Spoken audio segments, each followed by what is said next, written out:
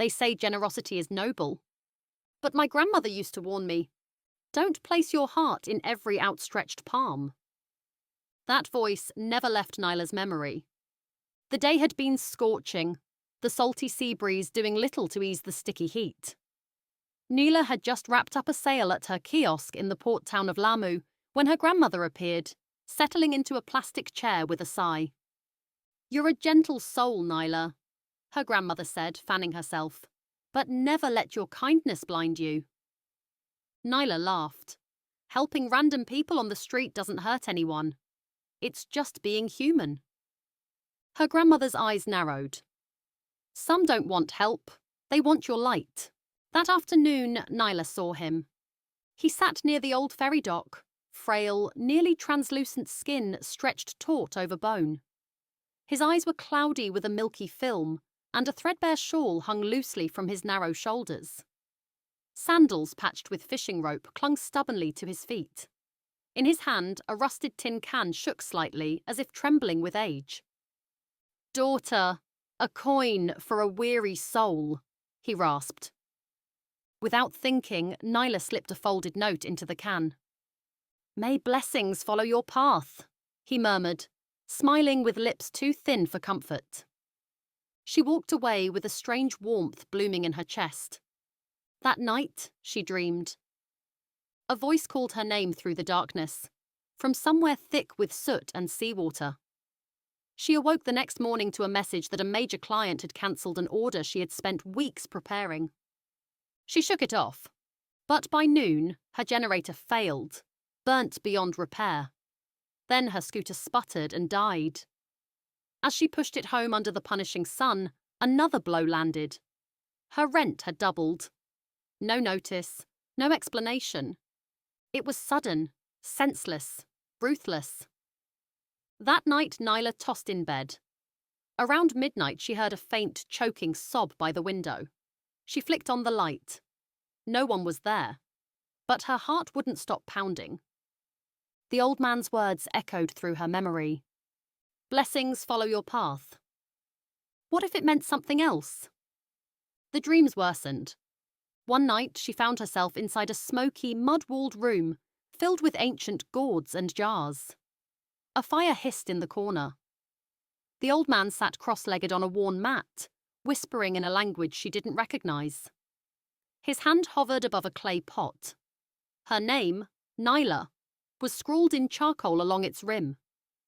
He looked up. His eyes were no longer milky, but pitch black.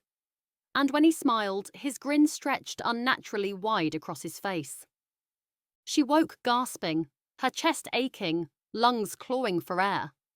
Still, she told herself it was stress. A coincidence. Until she met Mooley. He ran a welding shop next door. One evening he leaned against her kiosk and said quietly, I saw you drop money in his tin. Nyla blinked. What about it? Ever since I did the same. Nothing's gone right. My fiancé left. Every job fails.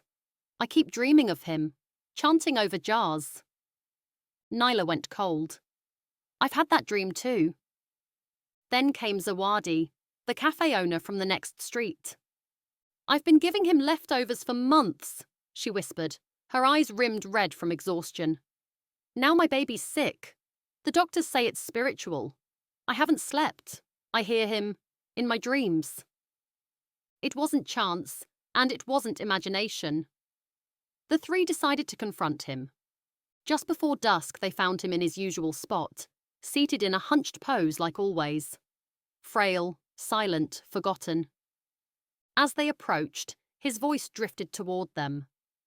Children, have you returned to offer again? Nyla stepped forward. We didn't come to offer. We came to ask. He looked up slowly. Ask what? I am but a poor old man. Mooley's voice cut sharp. After we gave you money, everything fell apart. We dream of you, chanting over jars with our names on it. Zawadi's voice cracked. What did you do to us? Something shifted. The illusion cracked. His back straightened. Frailty drained from his frame.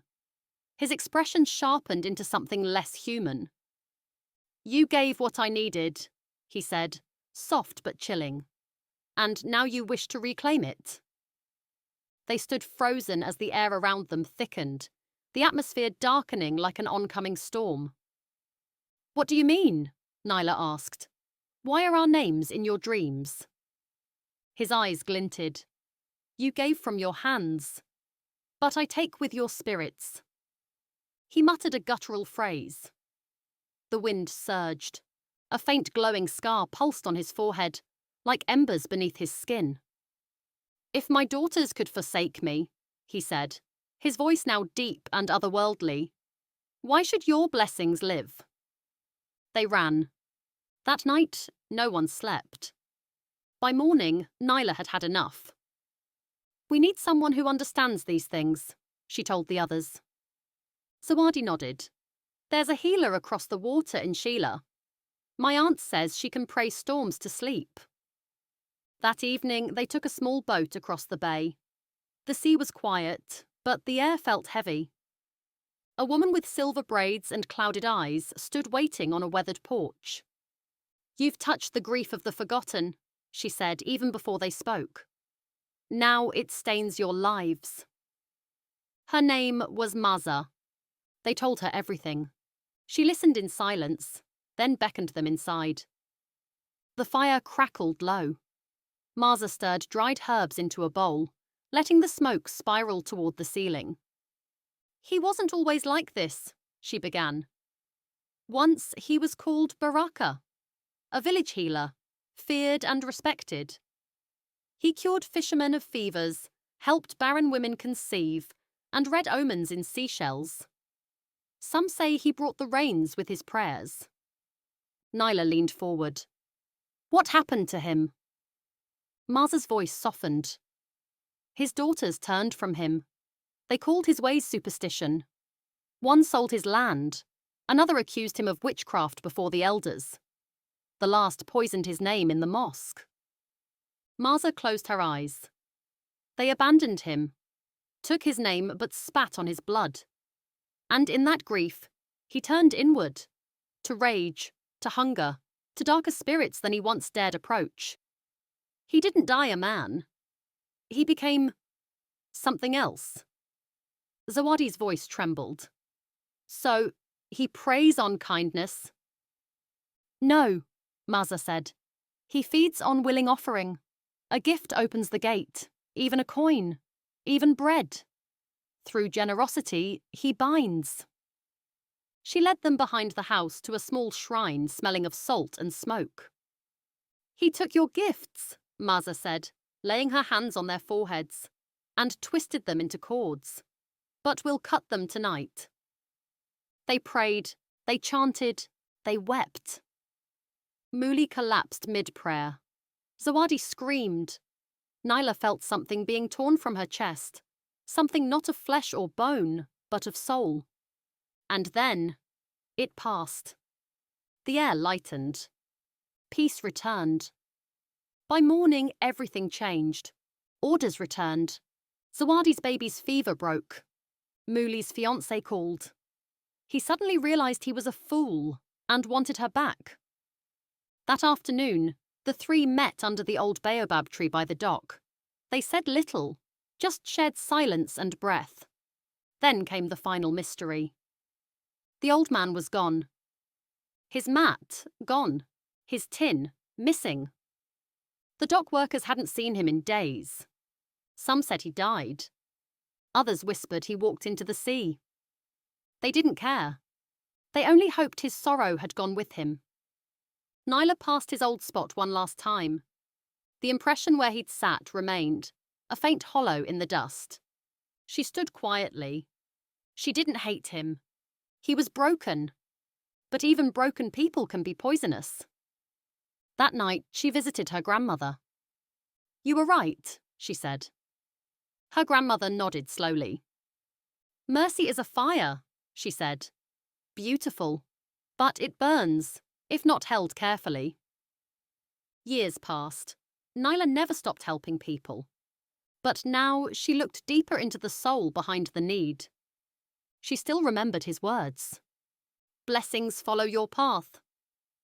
But another voice rose louder now. Her grandmother's. Not every outstretched hand is clean.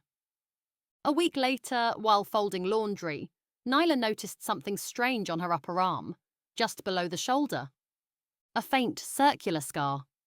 She hadn't seen it before. It pulsed softly beneath her skin. She pressed her fingers to it, and in that moment, a chill spread through her veins. A whisper brushed the edge of her mind. It was the old man, and he said, "You gave freely. I never left."